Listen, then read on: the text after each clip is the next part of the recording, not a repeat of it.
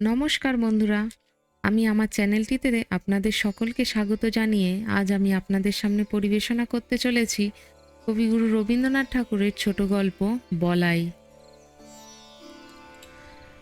মানুষের জীবনটা পৃথিবীর নানা জীবের ইতিহাসের নানা পরিচ্ছেদের উপসংহারে। এমন একটা কথা আছে, লোকালয়ের মানুষের মধ্যে আমরা নানা জীবজন্তুর প্রচ্ছন্ন পরিচয় পেয়ে থাকি। সে কথা জানা, বস্তুত আমরা মানুষ বলি সেই পদার্থকেই যেটা আমাদের ভিতরকার সব জীবজন্তুকে মিলিয়ে এক করে নিয়েছে। আমাদের বাঘে গরুকে এক খোঁয়ারে দিয়েছে পুড়ে, অহিনকুলকে এক খাঁচায় ধরে রেখেছে। যেমন রাগিনী বলি তাকেই, যা ভিতরকার সমুদয় সারে গামাগুলোকে সঙ্গীত করে তোলে। তারপর থেকে তাদের আর গোলমাল করার সাধ্য থাকে না। কিন্তু সঙ্গীতের ভিতরে এক একটি সুর অন্য সকল সুরকে ছাড়িয়ে বিশেষ হয়ে ওঠে। কোনোটাতে মধ্যম, কোনোটাতে কোমল গান্ধার, কোনোটাতে পঞ্চম।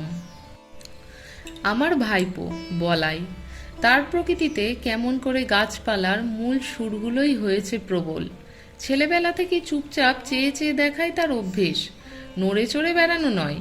পূব দিকের আকাশে কালো মেঘ স্তরে স্তরে স্তম্ভিত হয়ে দাঁড়ায়।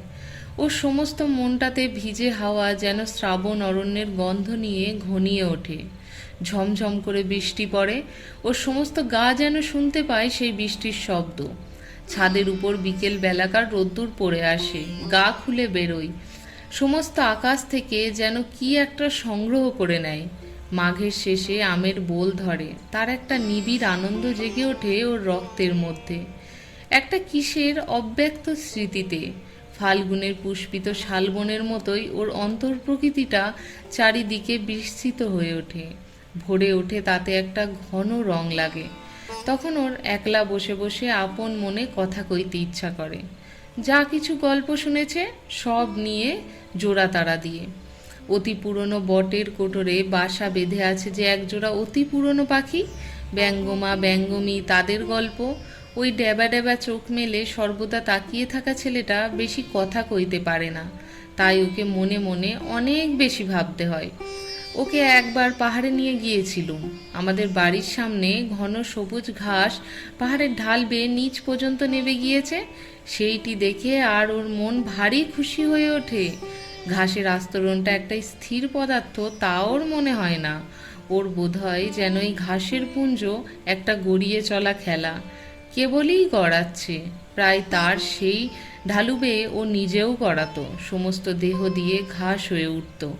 গড়াতে গড়াতে ঘাসের আগায় ওর ঘাড়ের কাছে সুড়সুড়ি লাগতো, আরও খিলখিল করে হেসে উঠত।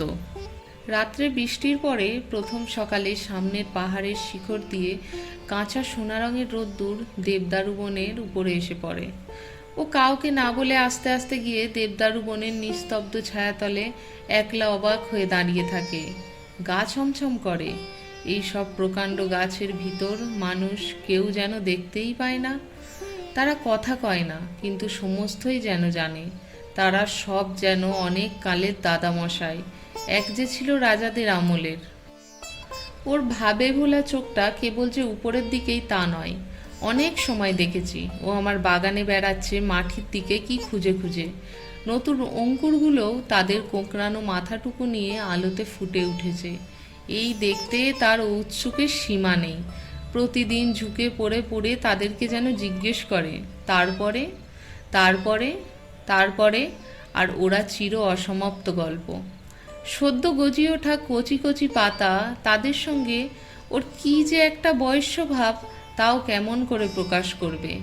তারা ওকে কি একটা প্রশ্ন জিজ্ঞেস করবার জন্য আঁকুপাকু করে। হয়তো বলে, তোমার নাম কি? হয়তো বা বলে, তোমার মা কোথায় গেল? বলাই মনে মনে উত্তর করে, আমার মা তো নেই। কেউ গাছের ফুল তোলে, এইটি ওর বড় বাজে। আর কারো কাছে ওর এই সংকোচের কোনো মানে নেই, এটাও সে বুঝেছে। এই জন্য ব্যথাটা লুকোতে চেষ্টা করে। ওর বয়সের ছেলেগুলো গাছে ঢিল মেরে মেরে আমলকি পারে, ও কিচ্ছু বলতে পারে না। সেখান থেকে মুখ ফিরিয়ে চলে যায়। ওর সঙ্গীরা ওকে খেপাবার জন্য বাগানের ভিতর দিয়ে চলতে চলতে ছড়ি দিয়ে দুপাশের গাছগুলোকে মারতে মারতে চলে। ফস করে বকুল গাছের একটা ডালও ভেঙে নেয়। ওর কাঁদতে লজ্জা করে, পাছে সেটাকে কেউ পাগলামি মনে করে।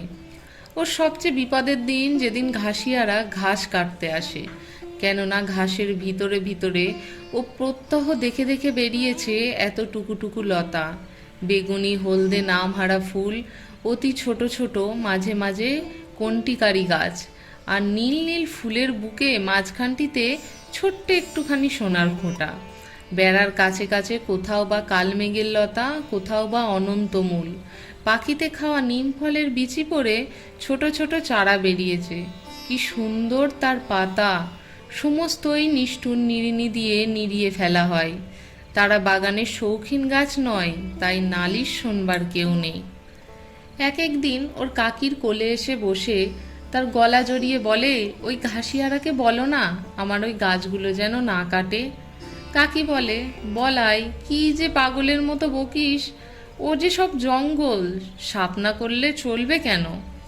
বলাই অনেক দিন থেকেই বুঝতে পেরেছিল কতকগুলো ব্যথা আছে যা সম্পূর্ণ ওর একলারই।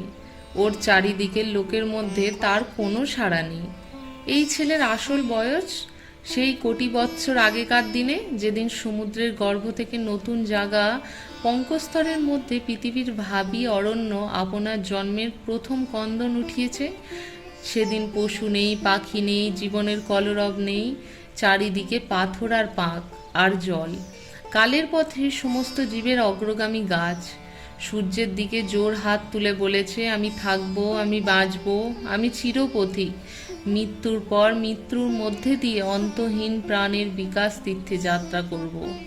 রৌদ্রে বাদলে দিনে রাত্রে গাছের সেই রব আজও উঠছে বনে বনে, পর্বতে প্রান্তরে। তাদেরই শাখায় পত্রে ধরণীর প্রাণ বলে বলে উঠছে, আমি থাকবো, আমি থাকবো। বিশ্ব প্রাণের মুখ ধাত্রী এই গাছ নিরবিচ্ছিন্ন কাল ধরে দুর্লোকের দোহন করে। পৃথিবীর অমৃত ভাণ্ডারের জন্য প্রাণের তেজ, প্রাণের রস, প্রাণের লাবণ্য সঞ্চয় করে, আর উৎকণ্ঠিত প্রাণের বাণীকে অহর্নিশি আকাশে উচ্ছ্বসিত করে তোলে। আমি থাকব। সেই বিশ্ব প্রাণের বাণী কেমন একরকম করে আপনার রক্তের মধ্যে শুনতে পেয়েছিল ওই বলাই। আমরা তাই নিয়ে খুব হেসেছিলুম। একদিন সকালে এক মনে খবরের কাগজ পড়ছি, বলাই আমাকে ব্যস্ত করে ধরে নিয়ে গেল বাগানে। এক জায়গায় একটা চারা দেখে আমাকে জিজ্ঞাসা করলো, কাকা এ গাছটা কি? দেখলুম একটা শিমুল গাছের চারা বাগানের খোয়া দেয়া রাস্তার মাঝখানেই উঠেছে। হায় রে, বলাই ভুল করেছিল আমাকে ডেকে নিয়ে এসে। এতটুকু যখন অঙ্কুর বেরিয়েছিল শিশুর প্রথম প্রলাপটুকুর মতো, তখনই এটা বলাইয়ের চোখে পড়েছে। তারপর থেকে বলাই প্রতিদিন নিজের হাতে একটু একটু জল দিয়েছে। সকালে বিকালে ক্রমাগত ব্যগ্র হয়ে দেখেছে কতটুকু বাড়ল। শিমুল গাছ বাড়েও দ্রুত, কিন্তু বলাইয়ের আগ্রহের সঙ্গে পাল্লা দিতে পারে না। যখন হাত ধুয়ে কুঁচু হয়েছে তখন ওর পত্র সমৃদ্ধি দেখে ভাবলে এ একটা আশ্চর্য গাছ। শিশুর প্রথম বুদ্ধির আভাস দেখবা মাত্র মা যেমন মনে করে আশ্চর্য শিশু, বলাই ভাবলে আমাকেও চমৎকৃত করে দেবে। আমি বললুম, মালিকে বলতে হবে এটা উপড়ে ফেলে দেবে। বলাই চমকে উঠল, এ কি দারুণ কথা! বললে, না কাকা, তোমার দুটি পায়ে পড়ি, উপড়ে ফেলো না। আমি বললুম, কি যে বলিস তার ঠিক নেই। একেবারে রাস্তার মাঝখানে উঠেছে, বড় হলে চারিদিকে তুলো ছড়িয়ে অস্থির করে দেবে। আমার সঙ্গে যখন পারলে না, এই মাতৃহীনা শিশুটি চলে গেল তার কাকির কাছে। কোলে বসে তার গলা জড়িয়ে ধরে ফুপিয়ে ফুপিয়ে কাঁদতে কাঁদতে বললে, কাকি তুমি কাকাকে বারণ করে দাও, গাছটা যেন না কাটেন। উপায়টা ঠিকই ঠাউরে ছিল। ওর কাকি আমাকে ডেকে বললে, ওগো শুনছো, আহা ওর গাছটা রেখে দাও না। রেখেই দিলুম। গোড়ায় বলাই যদি না দেখাতো তবে হয়তো ওটা আমার লক্ষ্যই হতো না, কিন্তু এখন রোজই চোখে পড়ে। বছর খানেকের মধ্যে গাছটা নির্লজ্জের মতো মস্ত বেড়ে উঠল। বলাইয়ের এমন হলো এই গাছের পরেই তার সব স্নেহ। গাছটাতে প্রতিদিনই দেখাচ্ছে নিতান্ত নির্বোধের মতো। একটা অজায়গায় এসে দাঁড়িয়ে কাউকে খাতির নেই, একেবারে খাড়া লম্বা হয়ে উঠেছে। যে দেখে সেইভাবে এটা এখানে কি করতে। আরও দু চারবার এর মৃত্যুদণ্ডের প্রস্তাব করা গেল। বলাইকে লোভও দেখালুম, এর বদলে খুব ভালো কতকগুলো গোলাপের চারা আনিয়ে দেব। বললেম, নিতান্তই শিমুল গাছই যদি তোমার পছন্দ, তবে আর একটা চারা আনিয়ে বেড়ার ধারে পুঁতে দেব, সুন্দর দেখতে হবে। কিন্তু কাটবার কথা বললেই আঁতকে ওঠে। আর ওর কাকি বলে, আহা, এমনই বা কি খারাপ দেখতে হয়েছে। আমার বৌদিদির মৃত্যু হয়েছে, এই ছেলেটি তখন তার কোলে।